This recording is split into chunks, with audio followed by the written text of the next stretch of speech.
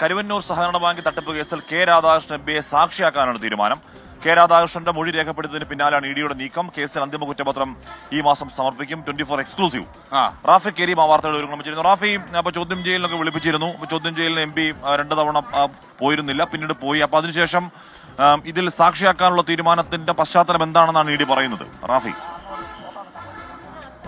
ഹാഷിമി, ഇന്നലെ 7.5 മണിക്കൂറാണ് K രാധാകൃഷ്ണനെ ED ചോദ്യം ചെയ്തത്. ഈ ചോദ്യം ചെയ്യലിന് ശേഷമാണ് കേസിൽ കെ രാധാകൃഷ്ണനെ സാക്ഷിയാക്കാനുള്ളൊരു തീരുമാനത്തിലേക്ക് എൻഫോഴ്സ്മെന്റ് ഡയറക്ടറേറ്റ് എത്തിയിരിക്കുന്നത്. ഇന്നലെ കെ രാധാകൃഷ്ണനിൽ നിന്നും കെ രാധാകൃഷ്ണൻ CPMന്റെ തൃശൂർ ജില്ലാ സെക്രട്ടറി ആയിരുന്ന 2.5 വർഷക്കാലത്തെ വിവരങ്ങളായിരുന്നു ഇഡി ചോദിച്ചറിഞ്ഞത്. ഒപ്പം തന്നെ കെ രാധാകൃഷ്ണന്റെ സ്വത്ത് വിവരങ്ങളും ഒപ്പം കെ രാധാകൃഷ്ണൻ ജില്ലാ സെക്രട്ടറി ആയിരുന്ന കാലത്ത് നടത്തിയ ഇടപാടുകളുടെയും രേഖകൾ 17-ാം തീയതി തന്നെ, കഴിഞ്ഞ മാസം 17-ാം തീയതി തന്നെ ഇഡിക്ക് മുന്നിൽ ഹാജരാക്കിയിരുന്നു.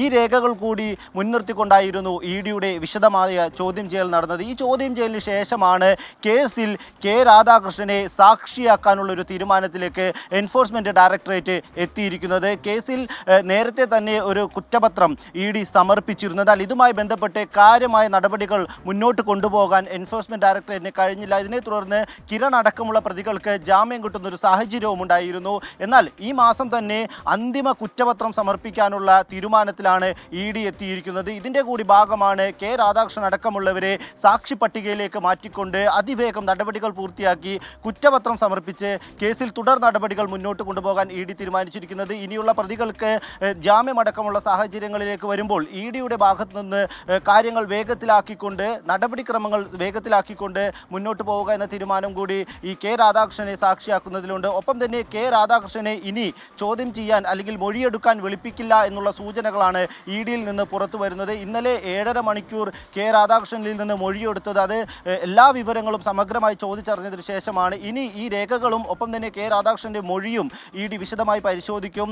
എന്നാൽ പിന്നീട് ആവശ്യമെങ്കിൽ മാത്രം, അതായത് നിലവിൽ അത്തരത്തിലൊരു സാഹചര്യമില്ല എന്നുള്ളതാണ് നമുക്ക് ലഭിക്കുന്ന വിവരങ്ങൾ. എന്നാൽ പോലും ആവശ്യമുണ്ടെങ്കിൽ മാത്രമായിരിക്കും ഇനി അത്തരത്തിലുള്ള മൊഴിയെടുക്കലടക്കമുള്ള നടപടിയിലേക്ക് കടക്കുക. എന്തായാലും കരുവന്നൂർ കേസിൽ ഈ മാസം തന്നെ ഇഡി അന്തിമ കുറ്റപത്രം സമർപ്പിക്കും. ആ കുറ്റപത്രം സമർപ്പിക്കുമ്പോൾ ബാങ്ക് ജീവനക്കാർക്ക് പുറമെ ചില CPM നേതാക്കൾ കൂടി പ്രതിപട്ടികയിലേക്ക് എത്തുമെന്നുള്ളതാണ് മനസ്സിലാക്കാൻ കഴിയുന്നത്. എന്തായാലും ആ പ്രതിപട്ടികയിൽ കെ രാധാകൃഷ്ണന്റെ പേരുണ്ടാകില്ല. കെ രാധാകൃഷ്ണൻ കേസിൽ സാക്ഷിയാകും എന്നുള്ളതാണ് ഇന്നലത്തെ ചോദ്യം ചെയ്യൽ പൂർത്തിയായതിനു ശേഷം ഇഡിയിൽ നിന്ന് പുറത്തു വരുന്ന വിവരങ്ങൾ.